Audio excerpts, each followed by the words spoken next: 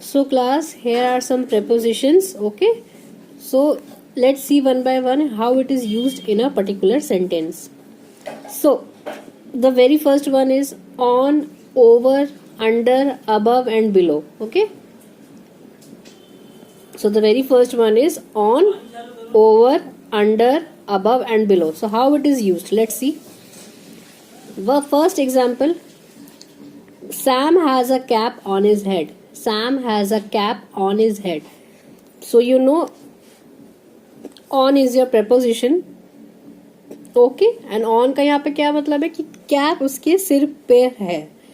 Sam के सिर पे क्या है, सिर पर उसके कैप है. Fine. Next, there is a bridge over the river. Again over is your preposition. Fine. There is a bridge over the river. River के जस्ट ऊपर. ओवर का मतलब हुआ जस्ट ऊपर होना. सो रिवर के जस्ट ऊपर क्या है, ब्रिज है. Fine. Next example, Rohit's head is above the water. Rohit's head is above the water. So above is your preposition and जो रोहित का जो सिर है वो पानी से ऊपर है. जस्ट ऊपर नहीं है बट ऊपर है. Fine.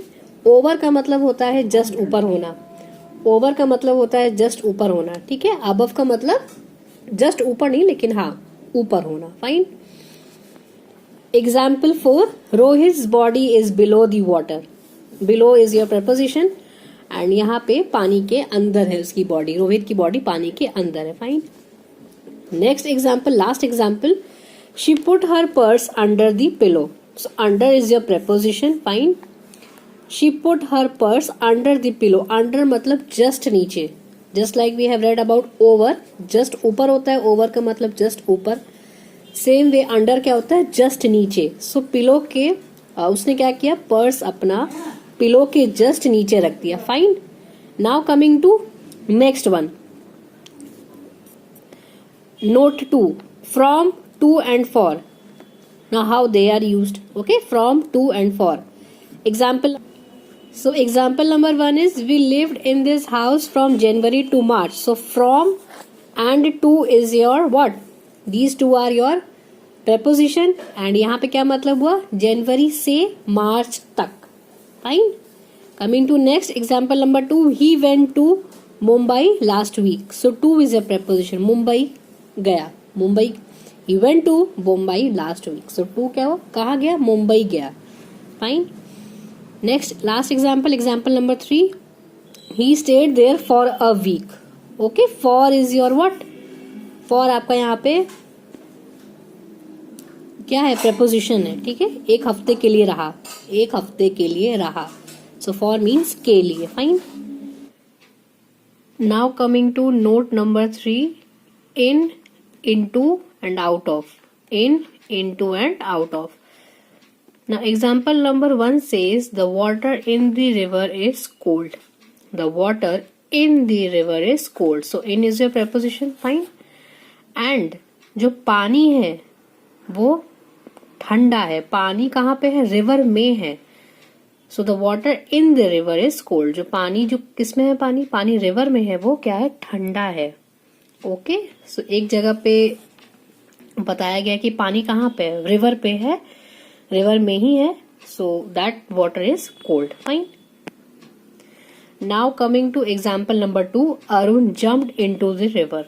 Arun jumped into the river. So into is a preposition. Fine. और इनटू का मतलब क्या होता है, दैट मूवमेंट दिखाता है, एक मूवमेंट बताता है. Yes, Arun is about to jump into the river. वो अभी पानी में जंप करेगा, उसने किया नहीं है, but he is about to jump, he is about to make a movement in the river. So that is why जब एक movement की बात होती है तो वहां पे क्या होता है, आप into का यूज करते हैं. He is not in the water, he is about to jump into the water. Fine. वो पानी में है नहीं, वो पानी में जंप करने वाला है. He is about to jump, so you will use into the water. Okay. Example number 3, after taking his bath, he came out of the river. So after taking his bath, he came out of the river. So out of is your what, is your preposition. Fine. Out of. Okay, remember out of is your preposition. तो क्या हुआ, after taking his bath, वो पानी से बाहर आ गया, he came out of the water river, fine. Now next example number 4, the diver dived deep into the sea. ठीक है, the diver dived deep into the sea. Again into यहाँ पे क्या है, प्रेपोजिशन है, just we have studied in example number 2. तो यहाँ पे क्या बता रहे हैं कि जो डाइवर है आपका, अभी वो सी में डाइव करेगा, किया नहीं है, करेगा. He is about to make a movement in the water, fine. तो इससे क्या हो रहा है, एक मूवमेंट दिखा रहा है, एक हरकत दिखा रहा है. यू कैन से मूवमेंट, हरकत, that he is about to take a dive into the sea, fine. So जब मूवमेंट की बात हो, स्पेसिफिकली जब आप प्रेपोजिशन की बात कर रहे हैं, जब एक हरकत की बात हो, जब एक मूवमेंट की बात हो, तब वहां पे आप लोग क्या यूज करेंगे, हम लोग इनटू यूज करेंगे, fine. See, into shows movement, into shows movement. Like अभी वो पानी में जंप करेगा, या डाइवर अभी डाइव करेगा, he is about to jump, fine. Now coming to note number 4, at, on and in, and these are preposition of time. Okay, often used to denote time. तो at, on और in आपके generally time को denote करने के लिए, time के बारे में बताने के लिए यूज होते हैं. For example, see example number 1, he reached the school at 7 a.m. he reached the school at 7 a.m. so at is a preposition, fine. और at आपका यहाँ पे कैसे यूज हो रहा है, बिकॉज यहाँ पे स्पेसिफिक टाइम दिया हुआ है. ठीक है, स्पेसिफिक टाइम है कि ये 7 बजे वो पहुंच गया. तो सो एट आपका यहाँ पे क्या होगा, एट आपका यहाँ पे प्रपोजिशन है. और हमेशा टाइम के अकॉर्डिंग, जब आप टाइम के बारे में बात करें और एग्जैक्टली आपको पता है क्या टाइम है, तो वहां पे एट यूज करेंगे. जैसे एट 7 a.m. और एट 10 a.m. और at 10 a.m. 11 a.m. Like that, fine. Now coming to example number 2, she did her work in the afternoon. So she did her work in the afternoon.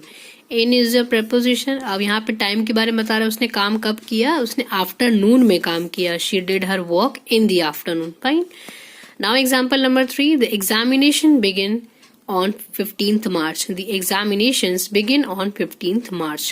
On यहाँ पे क्योंकि इसके बाद date दी हुई है, तो डेट के लिए आप क्या यूज करेंगे, on 15th March.